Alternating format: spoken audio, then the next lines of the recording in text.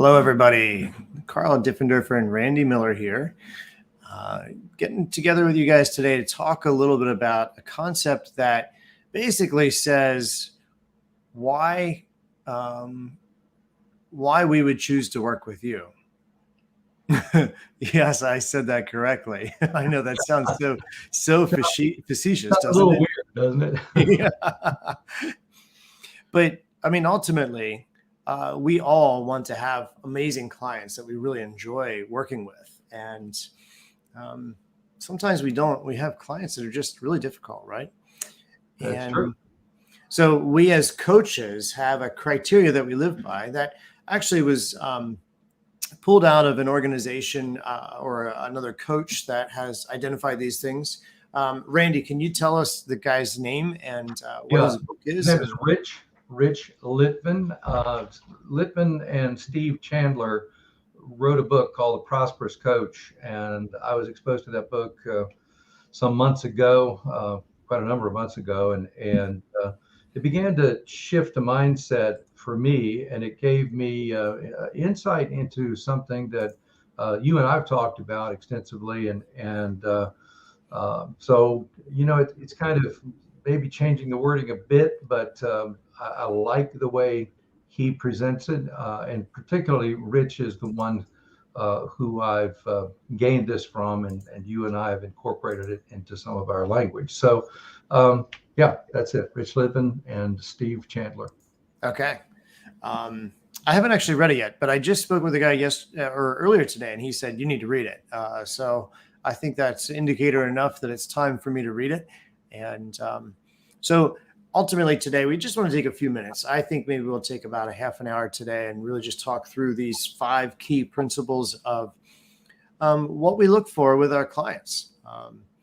And hopefully that helps you then, with your clients to say, yeah, this is what I want to use to decide who I work with. But also it would help identify for you what would make you more amazing. What would take you to you 2.0 if you were to work with a coach. So if you're getting coached by somebody else already, I'd challenge you to look at these 5 criteria and say, okay, is that the way I am with my coach? And how can I be more like that? So, Randy, what is point number 1? So before I say point number 1, let me mention too that often I've worked with people who have had different coaches for different purposes. Sure. So, although I've also coached on, say, being a speaker, I know people who have worked with a speaking coach who that is, that's the lane that they drive in. They just speak or just train around speaking. So others who may work with a different style of coach or a different platform for coaching. So as I look at it, I think, there are a lot of things that I can coach. You can coach a lot of things. We often work with other people who have had coaching experience in their background. So when I'm talking with someone, I look at it like the point number 1 is the person who I am potentially a prospect, if you will, for coaching, no matter what their background is, are they going to inspire me? Because if we're going to work together, I also want to be inspired by those that I coach. It's not a one-way street. It is a relationship, and it's a two-way street. So when I speak of being inspired, I know, Carl, you have been inspired by people that you've coached. So why don't you tell us what that's like? Yeah. So all of my clients, I have what I call coaching nuggets document. And in that document, I've identified just little key takeaways over the years. I think it's up to 25 pages now, and it's not double spaced, so it's a lot. It's a lot of content, and I get so inspired by helping people move from point A to point B, whatever that looks like, and honestly, the people that are willing, I was just talking to somebody about this earlier today. If if they're only willing to function inside of this little space, the positive and the negative, if they're really only willing to be that open and transparent, vulnerable, um, that affects my ability to coach them. Whereas if they're more self-aware and they're more intentional about sharing the negative things that they're dealing with, well, if they go here, then I can help them move to here. It creates a larger span of help that I can do. And so that transparency, vulnerability actually creates inspiration for me. And well, let me ask you, Randy, how do we decide how transparent to be with somebody ourselves as a coach then? Yeah, I've kind of followed this rule over many years that I really don't ask someone else to be more transparent than I'm willing to be with them. So I Okay. try to lead the way and provide leadership. Now, there may be obvious details that are left out, to protect both of us for that matter. But the details aren't so important as the attitude of transparency. Yeah. So if I sense that someone's holding back in an area, I'll tell about a failure or a challenge or some moment in my life where I ran up against a brick wall or I may have fallen off the cliff. It's like I try to lead the way, and if I do and they don't respond, I just know they're not yet ready. They're not Uh, ready, right? and that just means yet. They will be in the future, most likely, but they're just not ready to do that yet. And what I find in the context of inspiration is that sometimes not only am I inspired, and that's what I look for in a potential client, but I also look for inspiration in them, that they have those inspired aha moments, and that's really significant for a coaching client, that there are these moments where they see something that they didn't see, or see from a perspective they didn't see from before, and now they do, and that's part of the coaching process. I can't make it happen. It happens in the client, where the person is inspired and sees something differently. I like it when it happens like this. It just happened the other day, and I was talking with someone. I asked them a question, and they started to answer the question, and as they were in the process of responding, they stopped and they looked up like that. you know they looked up to the ceiling, like the answer is up there. And I just stopped talking and just waited, and then finally they made eye contact with me again, and they just started writing, and I said, I'll wait, because something was happening. And then I asked them, so it seems like you had an aha moment, you had an inspirational moment. What was going on there? And then they told me the notes that they had made. Now that process, that wasn't quick. It took a few moments to work through that. Even the silence, that inspirational moment, was really, really critical to the rest of the coaching that occurred that day. So inspiration is really, really key. And isn't it safe to say that if they feel inspired and they're showing that they feel inspired, that then you feel inspired? It's contagious. Oh, it is. It is, and I love that moment. And Yeah. it's sometimes, if it's just on the phone, it sounds like hmm, Yeah. and then you have to stop talking, and you listen long until they say, "Oh yeah," it's almost like they left the conversation for a moment and then came back to it when they started to again tell me what was happening. If I don't ask it, they just begin to tell me. Well, and yeah, and to that point, I think that we, as coaches as well, like so when we talk about inspire me, so and for those of you that are just joining us, we're talking about what makes an ideal customer for us as coaches, but I think it also applies to any of you listening. First of all, go through the process of identifying what is your ideal customer, not just like how much money they're willing to spend or they need to buy your widget or product. No, what makes relationships great for you with the people that you work with. because at the end of the day, it's all about relationships. You can argue with me all day on that one. It starts with relationships. Yes, you got to make money, but the relationships are the most important part of it. And so, even if you have the best price, yeah, some people will not buy from you. They'll continue to look for someone else with a similar price because they want to work. They don't want to work with you. They would rather work with someone else. So it yep, is really about relationship. it's all about relationship. We can argue about that all day long. All right, I have with people, we've had that debate. But one of the things to remember is that we as coaches also can't be only doing it to be inspired. And what I mean by that is that if I'm going to be needy to you as a customer because you're not giving me the affirmation that I had hoped for, you might give me a stoic blank stare. That doesn't mean you didn't get anything out of it. And so for me to assume whether or not you're inspired is actually not a good place to go, because then what's going to happen is, I use the word needy to be like extreme, but what's going to happen is I'm going to say, so how are you doing? And I'm going to dig into you trying to help me feel better. That doesn't work either. Right. Yeah. And I don't look to the client to feed me inspiration, but I do want to be inspired by the relationship and by the coaching that's occurring. So, and I've had it happen so many times. There are times when it doesn't happen, but most of the time, using that sort of qualification in the beginning, it's something that I'm telling them too. I'm not just presuming it.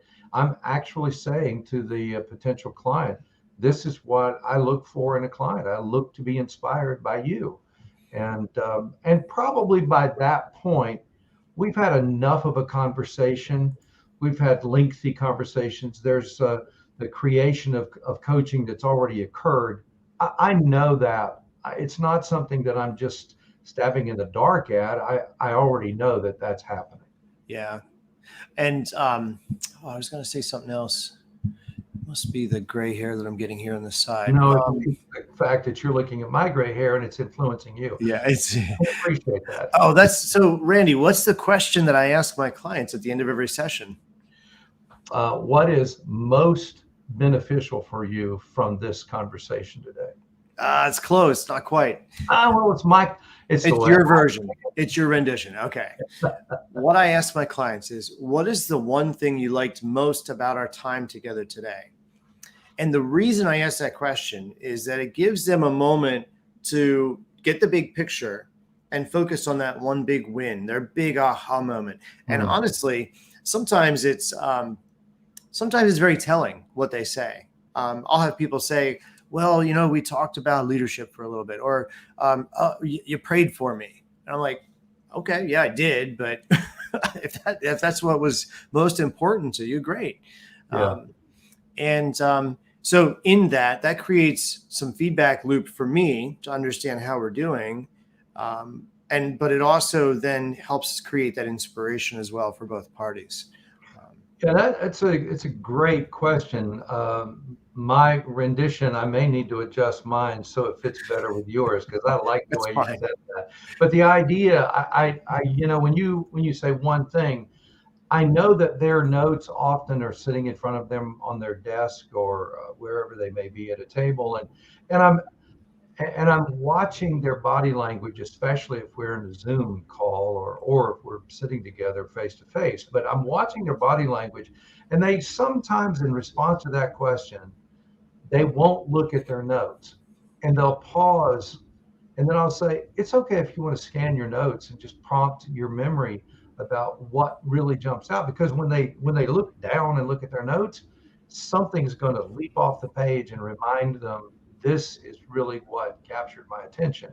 So it can happen both ways, with or without the notes. But I love that question at the end of the session. Yeah. All right. So number 2 is very fitting for our company name. And our company name is Higher Impact. And the idea is let's go higher. And that has many, many implications behind it. But number 2 on the list for identifying a good customer for you is having an impact. And so having an impact, Randy, what does that mean to you when you hear that? Well, I'm when I'm saying it to a potential client, that we've gotten to the point now where uh, there's been, great coaching, great response. We've begun to build a dialogue, and when we're at this stage of looking to what would this look like if we work together, I'm looking to them and at their life, at their attitude, their mindset. I'm looking, are they sort of larger in their thinking beyond just the specific thing that we may have initially connected on in our Yeah. coaching. So Yeah. let's say it might be, let's say we're talking about sales as an example. But during our conversation about sales, maybe we've touched on things that have to do with the way those same processes and things they've identified work in other parts of their world.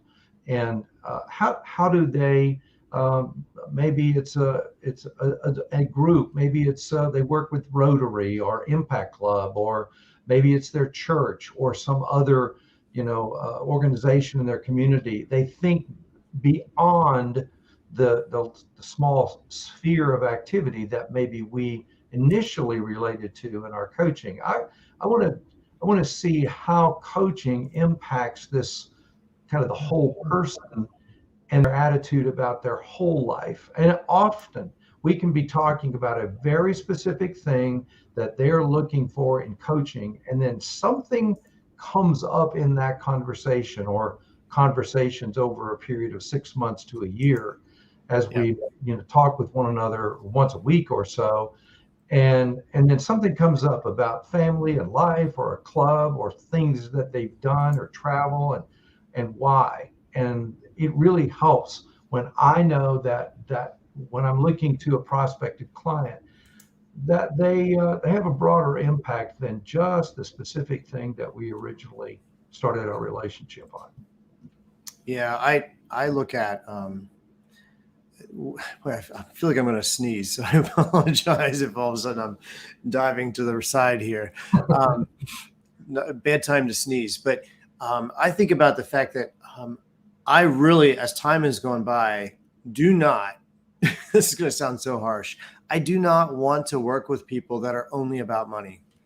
Mm, Um, I don't want to do it because to me there is a greater cause. From success to significance. That's kind of a motto that I use sometimes, and I'll help you be more successful 100%. But if your motive is just to make more money or have more power or wealth or whatever it is that you're after, we're not going to last very long together. Because I really want to work with people that have a higher impact that they want to achieve. And that could be helping the poor. It could be raising your kids better. It could be, being a better parent. It could be, I don't care what it is, but it has to be bigger than that, just money piece. Some clients, it's just, I want to take a longer vacation. mm. Okay. I want some time with my family. All right, let's do that. That's reasonable. And And so, yeah, you have to develop business in a way that allows for that you 100%. design your business in a way that it feeds that opportunity rather than saps the energy for all of those activities Yeah. in life. Yeah. Right now I have some clients that, we're just working towards that month-long vacation. That's their goal. Mm, And so we're building their business in a way that they can take a month off. And when they come back, the business will be running the same or better. That's the goal. And when I talk a month off, I'm talking a month off. You're not checking your email in the morning. You're taking that month off. That's huge. For those of you watching, if you've never gotten a chance to do that, it's amazing. And I highly recommend it. And it's something that is achievable. I think a lot of business owners lose hope that, they start with a dream and then they lose that dream and they're like, could I ever even do this? Yes, you can. We can teach you how. And So what's the next one, Randy, on the list? And I'll talk about that one a little bit because that one fits me pretty well. So yeah. The next one is it may even sound a little frivolous in the moment, but it's really important. I want to have fun while I'm doing what I'm doing. Yeah. And I know you certainly want to have fun. I want to have. I mean, we do this here. We're doing it right now. Is we want to laugh together. We find things that are funny about conversation, and we enjoy kind of picking at each other and other coaches that we work with. We live in that world with them as well. But when I'm working with a client, I really, it's not like all business. It's not all drive, drive, drive. It's not all, static. It needs to have the So presence of joy. it's kind of like a mullet then, right? Say what? It's kind of like a mullet. What's that? Business up top, party in the back. Do you know what a mullet is? Yeah, absolutely. I just wanted you to say it. I asked the kid, mullets are in style right now. And I asked the kids, should I grow a mullet? You should have seen their faces. They were just like, no doubt. I was at a wedding this past weekend, and in fact, there was a child, there was a kid with a mullet. It was really short on the sides, long, and it was long. It was funny. I thought, man, that, and he was maybe 9 years old, 7 to 9 years old, but I thought, man, is that retro or what? No, but then the one you got to be worried about is the skullet. Have you ever seen a skullet?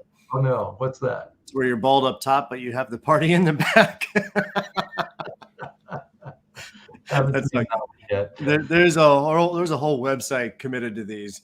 All right, we got to keep moving. So fun is a criteria, 100%. I couldn't agree more. And when you think about it, to this point, that is what we just did. It's okay. Yep.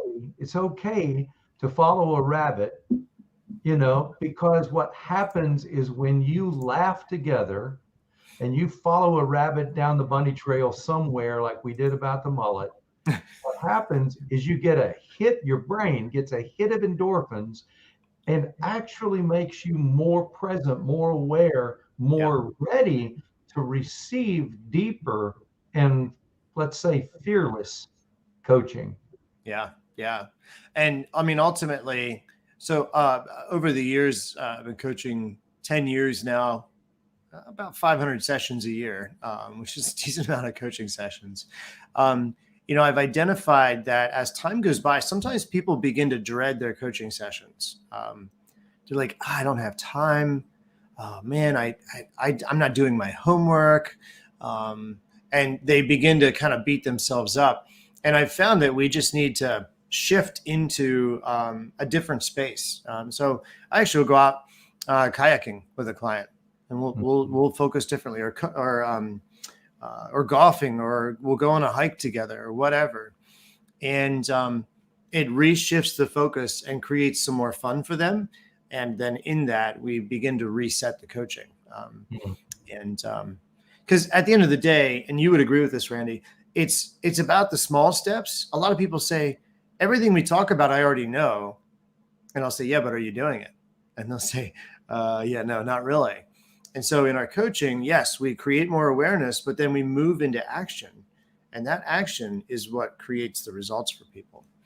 So yeah, it's funny. It's funny you mentioned that. I think I know I've got some books here in my background. This is my office area, and there are a lot more. In fact, some years ago, I had some books in storage. I have a large library in storage, and it got flooded. I lost about $3,000 or plus of my books. So I only have a few left. And I know in your office there, you've got a few books behind you, but there are far more books there in your office. And I've seen ads on Facebook and other social media where there are people who promote coaching, and they talk about reading hundreds of books in a year. And yet my approach I know you read 3 to 4. You and I were talking about this the other day, that I think you had a list of 5 that you're kind of working through simultaneously. What? I, I typically maybe 2 or 3, but my process in that is that um, I want to read in order to apply. Hmm. There's I think there's a passage in the New Testament that talks about those with itching ears. Yeah.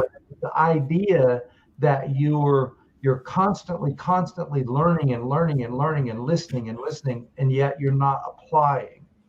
Right. So coaching takes you from the point where you know what you know.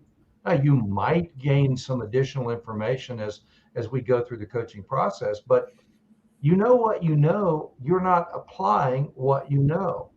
So I know one of the books that you and I read together about maybe 2, 3 years ago was The Slight Edge. Hmm. It's Yeah. that sense of what one small thing could you change today that Yep. would change the trajectory of your life or business or your marriage or your relationship with your kids or you name it. It changes this slight trajectory change here, changes it massively in the future. Oh So, yeah. Yeah. yeah. It's kind of like, if you think about a ship, and if I tell you to go from here to London, and we get you on course, and at the beginning of the course, I say, okay, we're going to shift it 1 degree to the right. You're not going to end up in London. And in essence, that's what we're doing when we create that 1% change. It actually is taking you forward for many, many years, or changing your future trajectory. Hmm, So, yeah. what's number 4 on this list, Randy? Number 4 is a challenge. And this may sound a little odd because it sounds like, when someone is thinking about engaging a coach, they're hoping that the coach will challenge them.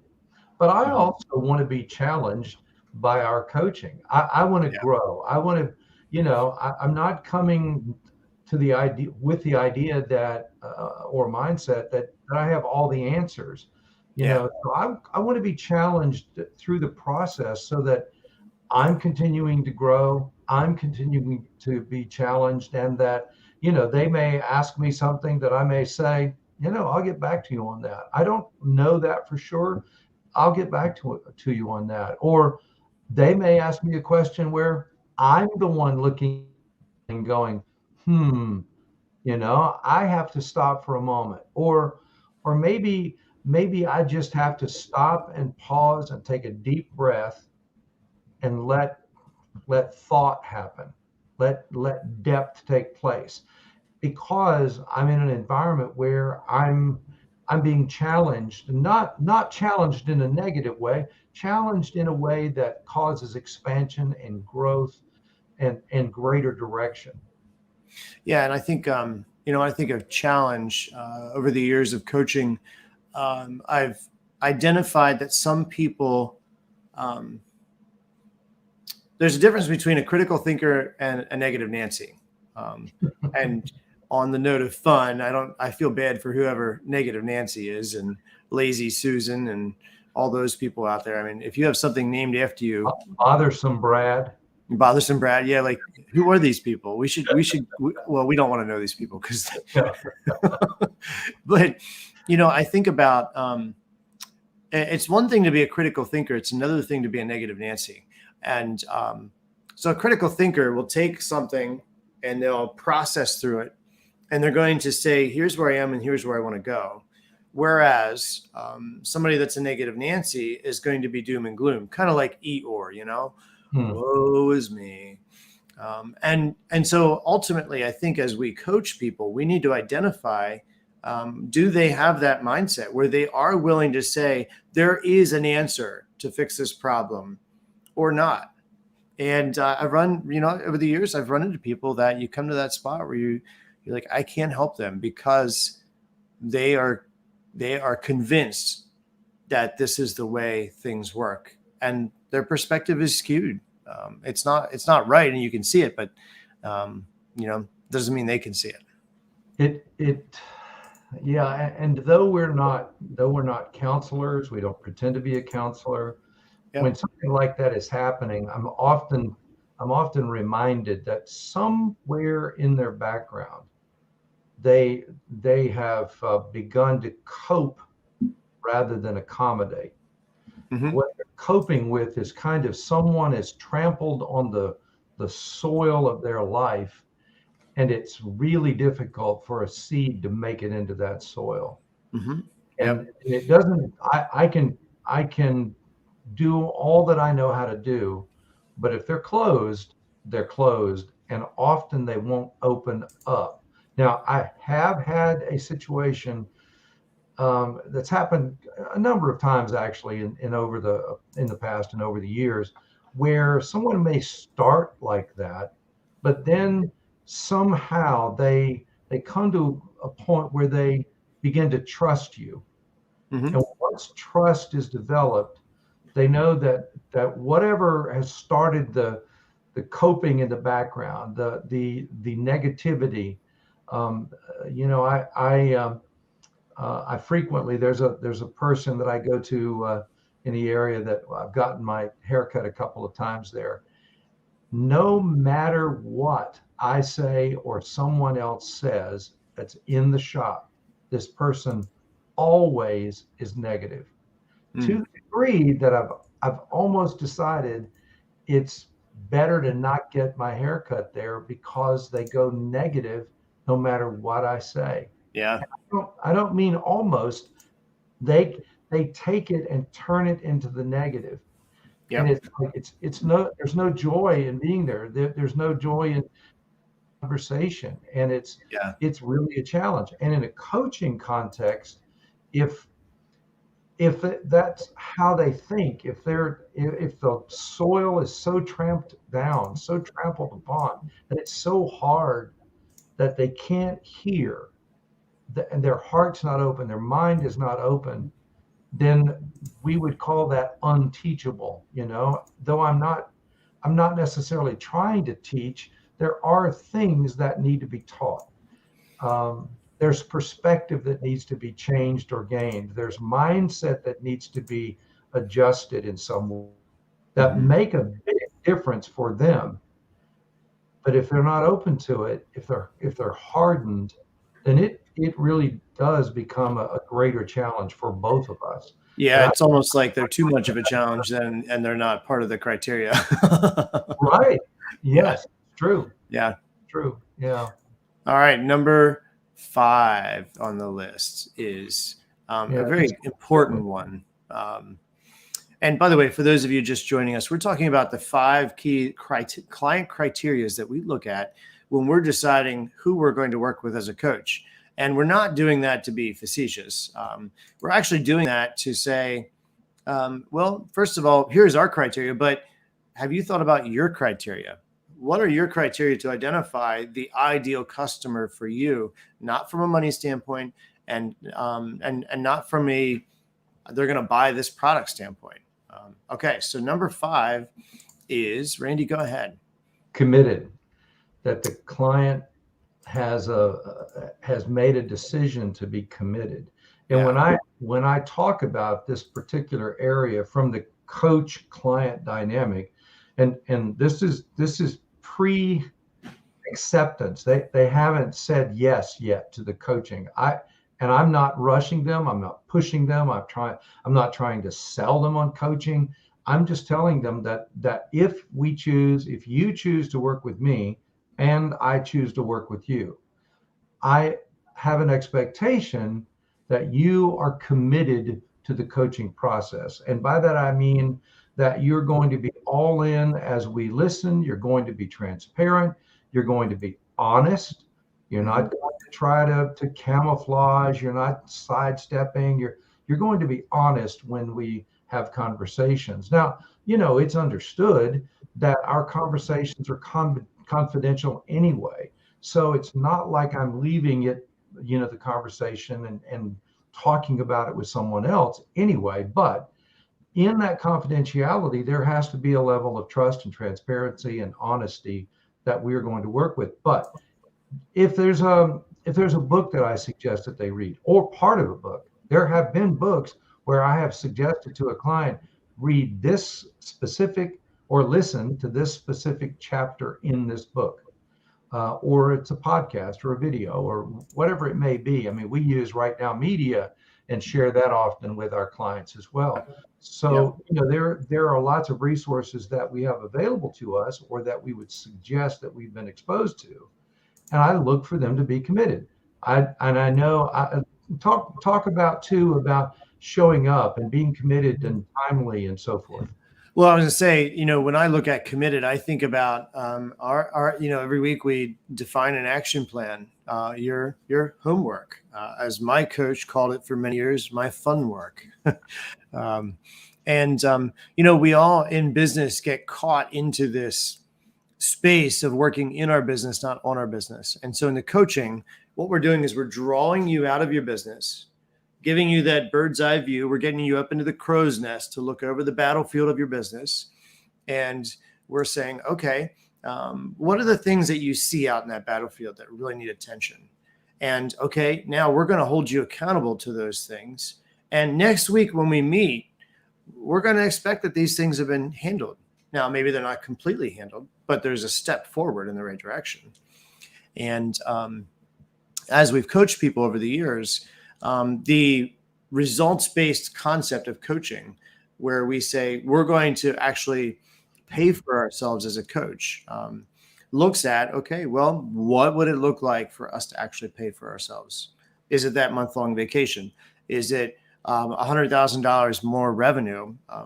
One of my clients this year, it's more than double what they've achieved this year. Actually, several clients. So it's higher revenue.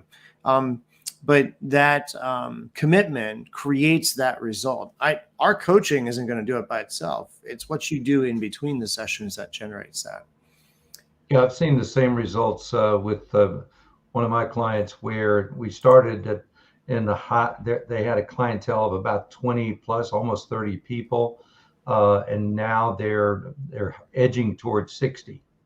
So they're just the ability to build their business. They've hired another employee recently. So there are things that they've done that they've put them into practice. They've done the reading, they've done the listening, they've done the things that needed to be done, and yet they are very, very busy. One of the elements that you mentioned it earlier today's conversation is that leadership is that often, especially someone who's coming out of an employee environment and mentality into a business owner mentality. Yeah. So especially if we're working with a new person in that transition, and maybe they're, you might say, bivocational, they're still working in one area as an employee, and they're wanting to build their business so as to replace their income and build beyond that income as an employee. There are others who have a business and they want to expand that business. And often I think people think of coaching, sometimes they'll say to me that, well, I don't have a, well, okay, coaching isn't just about solving a problem, although that happens, but it's also about learning and expanding and growing in an exponential way. You just mentioned it in that comment, taking a business from one level to another level wasn't solving a problem. It was expanding the business, which is, it's amazing because our logo, that's on the screen, higher impact. It's like all of the people that now get to be employed in a community, their families that are supported. They have the opportunity to do things because a business owner began and expanded a business in the community. It serves the whole community. Yeah, and that's so key, because a business owner mentality is very different from an employee mentality, and even from an entrepreneurial mentality. I'll say to people, do you have a solopreneur mindset, an entrepreneur mindset, or do you have a business owner mindset? And very, very different things. The business owner is really living off the motto, I'm going to work less and make more. and they understand that they can do that by building their business into a self-running machine, honestly. And we help them do that. Yeah. Yeah. And both are okay, or Yeah. any one of those are Oh okay. yeah. 100%. It's not, we're not saying to someone they have to build a business that involves employees and so forth. We're not saying that. We're saying that's what we're there for. We're there to help them accomplish their goals, not our goals, their goals. Mm-hmm. Right. Well, let's wrap this up for people. What would you say? What did you like most about our time together today, Randy? Well, actually, what I really enjoyed was having fun. We certainly were able to do that, smile, laugh together. But as we go through these 5 elements, we started talking about inspiring, someone who's inspiring us as people that we want to work with, someone who's having an impact broader than just maybe the specific thing that we are going to be engaged in with coaching. We want to have fun together. We want to be challenged. And we want to work with people who are committed. As I just go back through those things, that is what I'm leaving with. I'm actually inspired by thinking about those things together, and the hope that our conversation today will help others think about those 5 things in relationship to their business, employees, the work that they do, and the work that they want to do. Good. Yeah. I think for me, my takeaway out of this is just the constant reminder that me as a coach, I need to be constantly improving myself too. And these 5 things are great things to remember as I coach people and as I identify who's a right customer. I meet with people that aren't the right customer, and yet I still try to help them sometimes. And it's a lose-lose for both parties then. And I know it, and I still try to help them because I care. And it doesn't go anywhere. So that's my takeaway. Yeah. I had a situation similar to that about a year ago where, that we would meet, we would talk, it would seem like a great direction. And then there was no follow through between sessions. They didn't follow through on what we talked about. And you look at that and you think, okay, it doesn't inspire me. There's no impact here. There's really not a commitment. It isn't fun, and certainly not challenging. None of those things were happening. And so when that's happening for someone, that's often a real challenge for all of us, for us as the coach, for the client as well. But it's time to say, this isn't fitting well. This is not a good fit. And it's not fair to you to continue to spend your money for coaching. And it's certainly not fair for us to continue to try to coach when the coaching isn't productive. So I don't see that as a negative note. I see that as a reality that we all have to say, in life, we have to say yes to things and we have to say no to things. And sometimes when you say yes to something, you have to say no to something else. Yeah. Because we only have a certain amount of time each day. And I run into people all the time that are, they're saying yes to everything and they don't even see it. And I'll say, well, what can you say no to? And let's make a list, let's make a list. And they can't do it. Like, you can say no to some of these things. You just feel like you can, but that's your problem. That's only your problem. So, all right, everybody. Thanks for tuning in. Great to see everybody. Hopefully you pulled some good nuggets out of this. Randy and I will be talking, and Jeff will be talking about our next topic. And if you guys have any, feel free to post them in the comments below. And we'd love to hear from you if you have any topics that you'd like to talk about. And hopefully it's something big, something that you're facing that's worth having a conversation about. We're here to help you and happy to serve in any way that we can. Take care, everybody. By means of doing that, others are helped as well. Yep. Amen. All right. Take care, everybody. We'll see you. Bye-bye.